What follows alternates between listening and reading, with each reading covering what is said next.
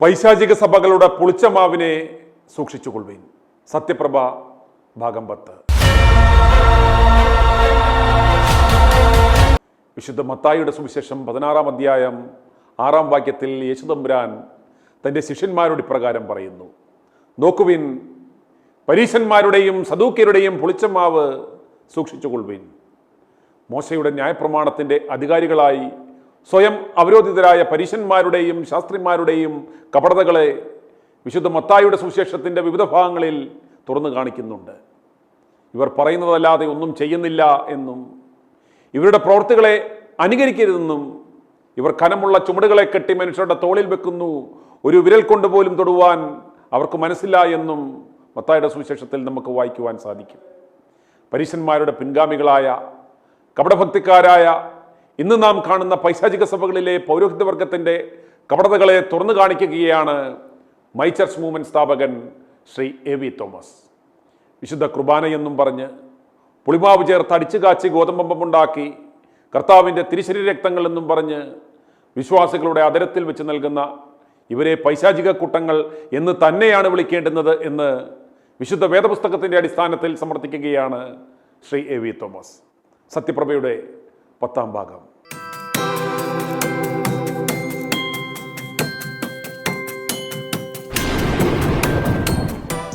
നിങ്ങൾക്കെല്ലാവർക്കും വലിയ ഒരു സംശയമുള്ളത് വിശുദ്ധ കുർബാനയിൽ പുളിപ്പിൻ്റെ പ്രസക്തി എന്താണ്? പരിശുദ്ധാത്മാവ് വേദശാസ്ത്രം പഠിപ്പിച്ച് രംഗത്തിറക്കിയ ആൾക്കാർക്ക് എല്ലാം അറിയാം ഈ പുളിപ്പിൻ്റെ പ്രസക്തി. അല്ലാത്തവർക്ക് അറിയത്തില്ല. അതുകൊണ്ട് അവർ പോയി പുരോഹിതൻ്റെ മുൻപാകെ വാ വിളിച്ചു കൊടുക്കുന്നു. അവരുടെ വായിൽ പുരോഹിതൻ പുളിപ്പ് ചേർന്ന ഗോതമ്പ് ഇട്ട് കൊടുക്കുന്നു. അതോടുകൂടി പറയാൻ എനിക്ക് ഭയങ്കര മടിയുണ്ട്, അതോടുകൂടി അവർ നശിക്കുന്നു. അവർ നശിക്കുന്നു എന്ന് പറഞ്ഞാൽ എന്താ വെച്ചെന്നാൽ, നമ്മുടെ ലേവ്യ പുസ്തകം 2:11 യഹോവയായ ദൈവം കൽപ്പിക്കുന്നു, നിങ്ങൾ എനിക്ക് ഒരു യാഗം, പ്രത്യേകിച്ച് ഒരു ഭോജനയാഗം കൊണ്ടുവരുവാണെങ്കിൽ ഒരിക്കലും പുളിപ്പ് പാടില്ല എന്ന് മാത്രമല്ല, തേനൊരു ചെറിയ പുളിപ്പുണ്ട്, അതുകൊണ്ട് തേൻ പോലും അരുത്. ഇത് യഹോവയായ ദൈവത്തിൻ്റെ കൽപ്പനയാകുന്നു. കൽപ്പന ലംഘനം പാപമാകുന്നു. പാപം ചെയ്യുന്ന ദേഹി മരിക്കും. അതാണ് ഞാൻ ഈ പറഞ്ഞത്, നശിച്ചു പോകുമെന്ന് പറഞ്ഞത്. ചുമ്മാതെ പറഞ്ഞതല്ല. ഈ പുളിപ്പ് ഇല്ലാത്തത് എങ്ങനെ നേടിയെടുത്തു എന്നുള്ളത്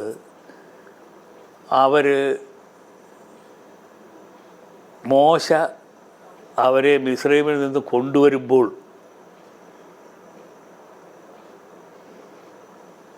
അവരരി ആട്ടി വെച്ചു. അരിയല്ല, ഞാൻ അരി എന്ന് പറഞ്ഞാൽ മലയാളിയായിട്ട് പറഞ്ഞത്, അവർ ഗോതമ്പ് ആട്ടി വെച്ചു. പുളിക്കുന്നതിന് മുമ്പേ അവർ അത് തിന്നണം. കാരണം ഇന്ന് പെസഹയാണ്. പെസഹ കുഞ്ഞാടിനെ അറുത്തു, കട്ടളപ്പടിയിൽ അത് പുരട്ടി, കുറുമ്പടിയിൽ അത് പുരട്ടി. ഇനി വേഗം അപ്പം ചുട്ടുന്നില്ലെങ്കിൽ മാവ് പുളിച്ചു പോകും. അതുകൊണ്ട് നിന്നുകൊണ്ടാണ് അവർ ഈ അപ്പം ചുട്ട് തിന്നുന്നത്. അതിൻ്റെ ഇമ്പോർട്ടൻസ് കാണിക്കാൻ വേണ്ടി ഞാൻ പറഞ്ഞതാണ്. പുളിപ്പ് എന്ന് പറയുന്നത് പാപം, പുളിപ്പ് എന്ന് പറയുന്നത് ദുഷ്ടത, പുളിപ്പ് എന്ന് പറയുന്നത്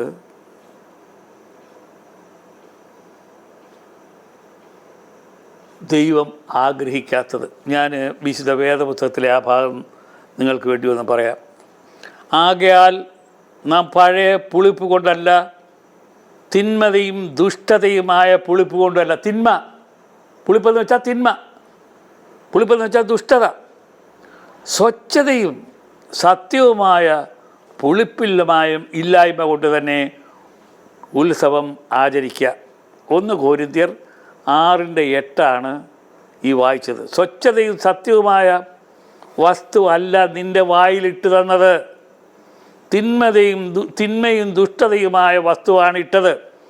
ഇത് ത്യാഗത്തിൻ്റെയും പരിശുദ്ധിയുടെയും പ്രതീകമായ എൻ്റെ ശരീരവും രക്തമാകുന്നു, ഞാൻ വരുവോളം എൻ്റെ ഓർമ്മയ്ക്കായിട്ട് ഇത് ചെയ്യുവീനെന്ന് പറഞ്ഞ സ്ഥാനത്ത് എന്താണ് നടന്നത്? കർത്താവായ യേശു ക്രിസ്തു എങ്ങനെയാണിത് അപ്പം നുറുക്കി അവരുടെ കയ്യിൽ കൊടുത്തു. അവിടെ ഒരു താലം ഇരിപ്പുണ്ട്. ആ താലത്തിൽ വൈനാണ്. കയ്യിലിരിക്കുന്ന ഗോതമ്പപ്പം ശരീരത്തെ, യേശുവിൻ്റെ ശരീരത്തെ പ്രതിനിധാനം ചെയ്യുന്നുവെങ്കിൽ ആ ഇരിക്കുന്ന വൈൻ അദ്ദേഹത്തിൻ്റെ രക്തത്തെ പ്രതിനിധാനം ചെയ്യുന്നു. ഇത് വെറും ഓർമ്മയ്ക്കായിട്ടാണ് എന്നുള്ളതിന് തെളിവ് എന്താണ്? എൻ്റെ ശരീരം സാക്ഷാൽ ഭക്ഷണവും എൻ്റെ രക്തം സാക്ഷാൽ പാനീയവുമാകുന്നു എന്ന് പറഞ്ഞാൽ ശരീരവും രക്തമാണെങ്കിൽ നിങ്ങൾ മനുഷ്യൻ്റെ ശരീരവും രക്തവും കൂടി കാനിബലാന്ന് വരികയില്ലേ? നിങ്ങളെ ഉടനെ അറസ്റ്റ് ചെയ്യുകയില്ലേ? ഇതൊക്കെ തെറ്റിദ്ധാരണ പഠിപ്പിക്കുന്നതിന് വേണ്ടി പറഞ്ഞു ട്രാൻസബ്സ്റ്റാൻഷിയേഷൻ. പള്ളിക്കുടുത്തി പോകാത്തവൻ എന്ത് മനസ്സിലാക്കാനാണ് ട്രാൻസബ്സ്റ്റാൻഷിയേഷൻ എന്ന് പറഞ്ഞാൽ? അത് രൂപാന്തരപ്പെട്ടിട്ട് യേശുവിൻ്റെ ശരീരമായി മാറുന്നു, യേശുവിൻ്റെ രക്തമാകുന്നു പറയുന്നത് കള്ളം. പിശാചാണ് അത് പറഞ്ഞത്. ഒന്നും സംഭവിക്കുന്നില്ല. നിങ്ങൾ തലകുത്തി നിന്നാലും ആ ഗോതമ്പപ്പമാണ്. നിങ്ങൾ തലകുത്തി നിന്നാലും ആ വൈനാണ്. ഇത് യേശു തമ്പുരാൻ എടുത്ത് വാഴ്ത്തി, ഹല്ലേലൂയ, ദൈവത്തിൻ്റെ സ്തോത്രം, വാഴ്ത്തി അപ്പം എടുത്ത് വാഴ്ത്തി നുറുക്കി ഈ 11 പേർക്ക് കൊടുത്തു. ലവൻ യൂദ അവിടെ നിന്നുകൊണ്ട് നോക്കി കാണുക, എന്താ ഇവിടെ നടക്കുന്നത്, എങ്ങനെയാണ് ഇവനെ ഒറ്റിക്കൊടുക്കുന്നതെന്ന് ചിന്തിക്കുകയാണ്. അതുകൊണ്ട് 12ാമത്തവനായിട്ട് അവൻ വന്നു, അവൻ്റെ കൈ കൊടുത്തു. അവനത് വാങ്ങി താലത്തിൽ മുക്കി. 13ാമത്തെ ആളാരാ? യേശു അവനോടുകൂടി താലത്തിൽ മുക്കി. അപ്പോൾ എന്താ പറഞ്ഞേ? ആരാണ് നിന്നെ ഒറ്റ കൊടുക്കുന്നത്? പറ കർത്താവേ എന്ന് ചോദിച്ചാൽ പറഞ്ഞു, എൻ്റെ കൂടെ താലത്തിൽ കൈ മുക്കുന്നവൻ തന്നെ എന്ന് പറഞ്ഞു. എന്താണ് അവിടെ നടന്നത്? അപ്പം വൈനിൽ മുക്കി അവനവൻ്റെ വായിലിട്ട് കൊടുത്തു. അന്നേരം യേശു തമ്പുരാൻ പറഞ്ഞു, ഞാൻ വരുവോളും ഇതെൻ്റെ ഓർമ്മയ്ക്കായിട്ട് ചെയ്യുവീൻ. ഓർമ്മ കുർബാനയാണ് ഈ നടക്കുന്നത്. നിങ്ങൾ എന്താ പറയുന്നത്? യാഗമാണ്. യാഗം അവിടെ നമ്മുടെ കാൽവരിയിൽ നടന്നതാണ് യാഗം. എല്ലാ ഞായറാഴ്ചയും വന്ന് നിന്നുകൊണ്ട് പറയും യാഗം, യാഗം, യാഗം, ഏകയാഗം. അത് നടന്നത് കാൽവരിയിലാണ്. ഇപ്പോൾ ഇതിനോട് സംബന്ധിച്ച് ഞാനിപ്പോൾ എത്ര കള്ളം നിങ്ങളെ കൊണ്ട് പറയിപ്പിച്ചു? ഇതെല്ലാം പാപമാണ്. എന്നിട്ട് അവൻ്റെ വായിൽ ഇട്ടുകൊടുത്ത എന്തുവാണ്? നിങ്ങൾ പുളിപ്പില്ലാത്തവരായിരിക്കാൻ തക്കവണ്ണം പുതിയ പിണ്ടമാകേണ്ടതിന് പഴയ പുളിമാവിനെ നീക്കിക്കളകീൻ. നമ്മുടെ പെസഹ കുഞ്ഞാടും അറുകപ്പെട്ടിരിക്കുന്നു, ക്രിസ്തു തന്നെ. ഞാനിപ്പോൾ ഈ പറഞ്ഞ സംഗതിയാണത്. ഇതാണ് തിരുശരീര രക്തങ്ങളുടെ പ്രത്യേകത. ആകയാൽ ആ പഴയ പുളിമാവ് കൊണ്ടല്ല, തിന്മയും ദുഷ്ടതയുമായ പുളിമാവ് കൊണ്ടുമല്ല, സ്വച്ഛതയും സത്യവുമായ പുളിപ്പ് ഇല്ലായ്മ കൊണ്ട് തന്നെ ഉത്സവം ആചരിപ്പീൻ. സ്വച്ഛതയും സത്യവും ആയ വസ്തു നിൻ്റെ വായിൽ ഇടുന്നതിന് പകരം തിന്മയും ദുഷ്ടതയുമായ വസ്തുവാണ് ഇട്ടത്. ഇത് ത്യാഗത്തിൻ്റെയും പരിശുദ്ധിയുടെയും പ്രതീകമായ എൻ്റെ ശരീരവും എൻ്റെ രക്തമാകുന്നു, ഞാൻ വരുവോളം എൻ്റെ ഓർമ്മയ്ക്കായിട്ട് ഇത് ചെയ്യുവീനെന്ന് കർത്താവ് പറഞ്ഞതിന് നേരെ വിപരീതമല്ലയോ? ഇത് ചെയ്യുമ്പോൾ നിങ്ങൾ എന്താണ് ചെയ്യുന്നത്? പൗലോസ് പറയുന്നു, നിങ്ങൾ ഒരിക്കലും ഇത് ചെയ്യാൻ പാടില്ല. പുളിപ്പില്ലാത്ത അപ്പമാണ് കുർബാനയ്ക്കായിട്ട് നിങ്ങൾ എടുക്കേണ്ടത്. ആ സ്ഥാനത്ത് തിന്മ, ദുഷ്ടത, കറപ്ഷൻ, പാപം എന്ന കർമ്മം ചെയ്യുന്നത് പരിശുദ്ധാത്മാവിനെതിരായ പാപമാകുന്നു. പരിശുദ്ധാത്മാവിനെതിരായ പാപം ഒരു കാലത്ത് ക്ഷമിക്കപ്പെടുകയില്ല. ഞാൻ ഇപ്പോൾ നിങ്ങളോട് പറഞ്ഞതുകൊണ്ട്, നിങ്ങളിത് അറിഞ്ഞതുകൊണ്ട് നിങ്ങൾ ഇനിയും പാപം ചെയ്യാതിരിക്കാൻ സൂക്ഷിപ്പീൻ. കലഹത്തിനോ കലാപത്തിനോ വേണ്ടിയല്ല, പിന്നെയോ നിങ്ങളുടെ ആത്മാവിൻ്റെ രക്ഷയ്ക്ക് വേണ്ടി വിശുദ്ധ വേദപുസ്തകം എന്ത് പറയുന്നു അതനുസരിക്കുക. പിശാച് പറയുന്നതാണ് നിങ്ങൾ സ്വീകരിക്കുന്നതെങ്കിൽ നിങ്ങൾ ഗന്ധക പൊയ്കയിലെ ഉണക്കവിറകായിട്ട് തീരും. നിങ്ങളാണ് അത് തീരുമാനിക്കേണ്ടത്. അസാരം പുളിമാവ് പിണ്ടത്തെ മുഴുവനും പുളിപ്പിക്കുന്നു.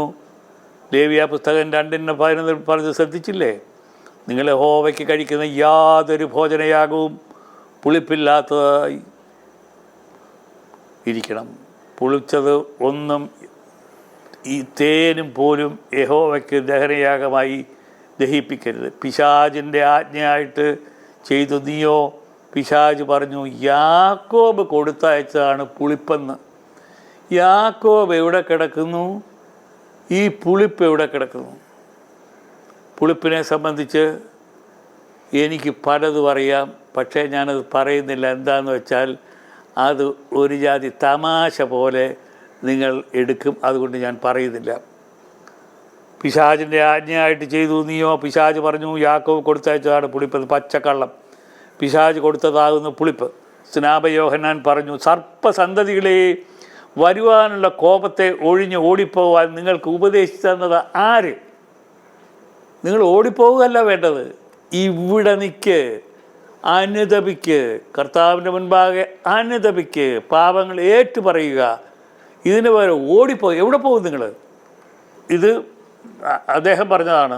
മത്തായി 3:7 യോഹന്നാൻ സ്നാപകൻ പറഞ്ഞതാണ്. നമ്മുടെ കർത്താവ് പറഞ്ഞു വന്ന് കേൾക്കണമേ, മാനസാന്തരത്തിന് യോഗ്യമായ ഫലം കായ്പീൻ എന്ന് പറഞ്ഞിട്ട് അദ്ദേഹത്തിൻ്റെ തല അവർ വെട്ടിയെടുത്ത് ആഘോഷിച്ചു. ആരുടെ? സ്നാപക യോഹന്നാൻ്റെ. കർത്താവായ യേശു പറഞ്ഞത് കേട്ടാട്ട് മത്തായിയുടെ സുവിശേഷം 12:34, സർപ്പസന്തതികളെ, നിങ്ങൾ ദുഷ്ടരായിരിക്കെ നല്ലത് സംസാരിപ്പാൻ എങ്ങനെ കഴിയും?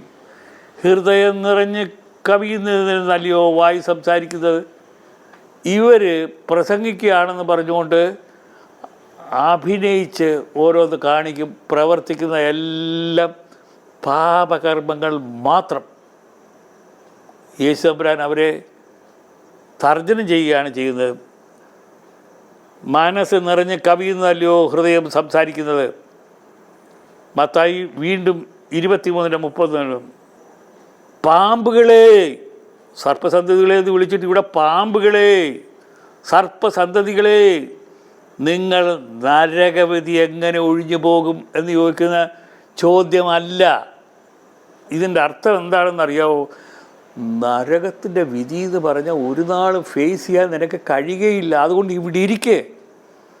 നീ ഒരു കാര്യം ചെയ്യ്, നിൻ്റെ മനം നൊന്ത് നിൻ്റെ പാപങ്ങൾ ഏറ്റുപറഞ്ഞ് മാനസാന്തരത്തിന് യോഗ്യമായ ഫലം കായ്പീൻ എന്നാണ് ഈ പറഞ്ഞതിൻ്റെ അർത്ഥം. ഇതൊന്നും ഇല്ലാതെ ഭക്തരായ ജനങ്ങൾ വരുന്നവരുടെ വായിൽ വെറും പാപത്തിൻ്റെ പുളിമാവ് നിങ്ങൾ ഇട്ടുകൊടുക്കുന്നു. ദുഷ്ടത, കറപ്ഷൻ, പാപകർമ്മം ചെയ്യുന്നതിന് തിന്മ, ദുഷ്ടത ഇവ മാത്രമാകുന്നു പുളിപ്പ്. ഈ പുളിപ്പ് ഉപയോഗിക്കണമെന്ന് നിങ്ങൾക്ക് ഉപദേശിച്ചു തന്നത് ആര്? പിശാച്. നിങ്ങളിത് ചെയ്യുന്ന എന്തിന്? പിശാചിൻ്റെ കൂടെ നിങ്ങൾക്ക് നിത്യജീവൻ കഴിക്കുന്നതിന് വേണ്ടി. കർത്താവിൻ്റെ കൂടെയാണ് നിത്യജീവൻ കഴിക്കാൻ ആഗ്രഹിക്കുന്നതെങ്കിൽ നിങ്ങൾ നിങ്ങളുടെ തെറ്റ് തിരിച്ചറിയുക. തെറ്റ് തിരിച്ചറിയുക. ഈ നിങ്ങളോട് ഇത് സംസാരിക്കുന്നത് എനിക്കൊന്നും കിട്ടാനില്ല, നിങ്ങളുടെ തെറി അല്ലാതെ ഞാൻ ഒന്നും പ്രതീക്ഷിക്കുന്നുമില്ല. പക്ഷേ ഒരു കാര്യം ഞാൻ പറയാം, ദൈവം മുൻപാകെ നിങ്ങളെ തന്നെ സമർപ്പിച്ച് പാപങ്ങളെ ഏറ്റുപറഞ്ഞ് മേലിൽ പാപം ചെയ്യാതിരിക്കുന്നതിനോട് ശ്രമിക്കുക. ദൈവത്തിൻ്റെ ആത്മാവ് നിങ്ങളെ കാത്തുകൊള്ളും. ദൈവം അനുഗ്രഹിക്കട്ടെ.